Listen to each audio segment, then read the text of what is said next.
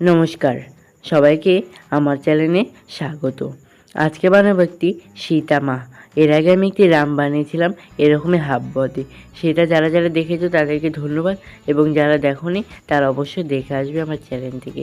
এবং সীতা মাকে তৈরি করার জন্য প্রথমে সীতা মায়ের যে হাফ বডি যে বডিটা হবে সেটাকে তৈরি করতে হবে।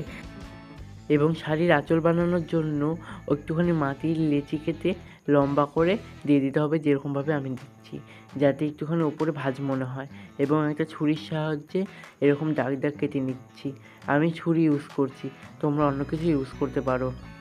এরপর এই দাগগুলোর ভিতরে একটুখানি করে গর্ত করে নিচ্ছি, যাতে ভাঁজগুলোকে সুন্দরভাবে বোঝা যায়। শুধু এটা করলে তো হবে না, তার জন্য একটু তুলির মধ্যে জল নিয়ে সুন্দর করে পালিশ করে নিলাম। এইভাবে শাড়িটা কমপ্লিট হওয়ার পরে দিয়ে দিলাম গলাটাকে দেহর সাথে ভালো করে জোড়া লাগিয়ে নিলাম। তারপর একটু জলের সাহায্যে ভালো করে পালিশ করে নিলাম। এবং আমার আগে থেকে মাথাটা বানানো ছিল মুখটা, সেই মুখটা একটা কাঠির সাহায্যে বানিয়ে মুখের পিছন দিকের মাথাটা মাটির সাহায্যে তৈরি করে নিলাম। এরপর দিতে হবে একটা গলার মালা। এটা যেহেতু বনবাসে যাওয়ার লুকটা হচ্ছে, সেজন্য অত গয়নাগাটি নেই, শুধু একটা ফুলের মালা দিয়ে দিব, আর কিছু না। তারপর মাথার দিকে চুল দিচ্ছি।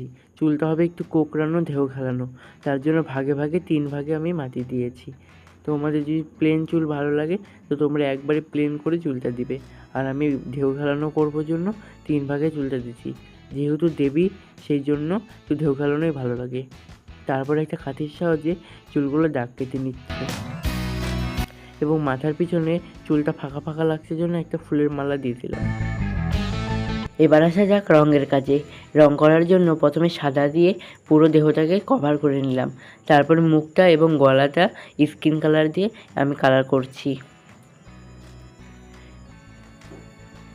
এবং মুখ ও গলার কালারটা হয়ে গেলে এবার ব্লাউজটা করছি লাল, হালকা লাল করছি আমি। আর চোখের ওপরে দেখতে পাচ্ছি হালকা সবুজ, এটা আমি একটুখানি শেড দিয়ে নিয়েছি। আর শাড়িটাকে করছি কমলা, কারণ হচ্ছে এইটা হচ্ছে বনবাসে যাওয়ার লুকটা দেওয়ার চেষ্টা করছি।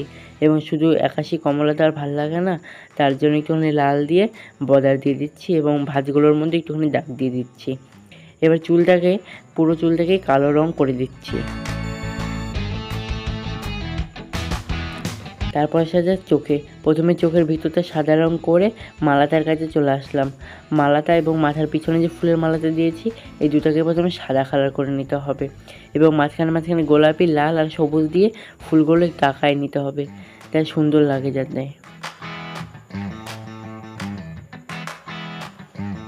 মাথার পিছনে শুধু চুল থাকার কারণে অতটাও ভালো লাগতো না, কিন্তু এই ফুলটার মালাটা দেওয়ার কারণে অনেকটাই ভালো লাগছে। আর এবার চোখটা সুন্দর করে আঁকিয়ে নিলাম। তারপর এই কানের সাইডে একটুখানি লল দিয়ে দিলাম। এবার চোখের মণিটা আঁকানো হয়ে গেছে। তারপর আঁকিয়ে নিলাম ঠোঁট। তা আমার এই সীতামাতা কেমন লাগলো অবশ্যই কমেন্ট করে জানাবে।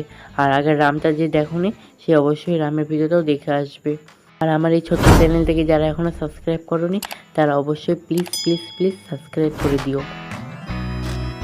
এই যে আমার আগের রামটা কেমন হয়েছে দুজনকে অবশ্যই কমেন্ট করে বলবে। নমস্কার, পুরো ভিডিওটা দেখার জন্য সবাইকে ধন্যবাদ।